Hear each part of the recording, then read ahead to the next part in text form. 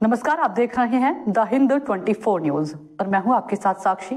आई नजर डालते हैं आज की बड़ी खबरों की ओर। যেভাবে একের পর এক ধ্বংসলীলা চলছে এবং সেখানে আমাদের রবীন্দ্রনাথ ঠাকুরের যে বসতবাড়ি সেই কাছারি বাড়িতে আক্রমণ হয় এবং লুটপাট এবং ভাঙচুর করা হয়েছে এবং আজকে পশ্চিমবাংলায় বসে ভারতবর্ষের মধ্যে একটা দেশে বসে রবীন্দ্রনাথ ঠাকুরের ওপরে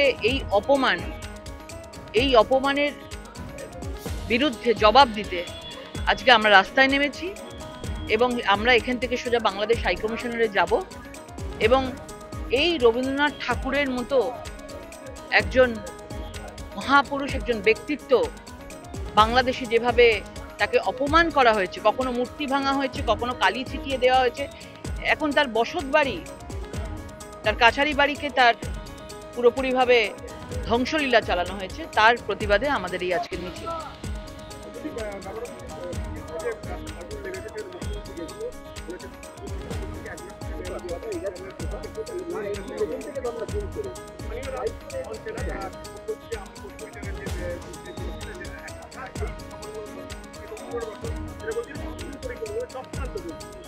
দেখুন, মুখ্যমন্ত্রী এখন মোটামুটি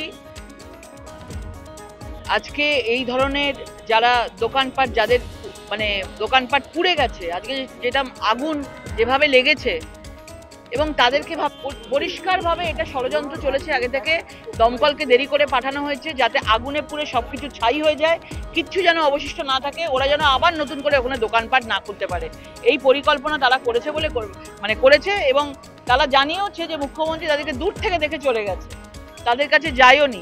এখান থেকে পরিষ্কার হয়ে যাচ্ছে মুখ্যমন্ত্রী চেয়েছিলেন এই দোকানপাটগুলো পুড়ে যাক এবং তাদের পেটের ভাত মুখ্যমন্ত্রী মেরে দিয়েছেন। এবং মুখ্যমন্ত্রী আজকে এই ধরনের যা জিনিস করেছেন, যে উনি বলেন যে সততার প্রতীক এই মুখ্যমন্ত্রী রয়েছেন, আসলে ভেতরে ভেতরে পেছনে পেছনে দেখা যাচ্ছে যে গরিবদের পুরোপুরিভাবে। देखते रहिए द हिंद 24 न्यूज।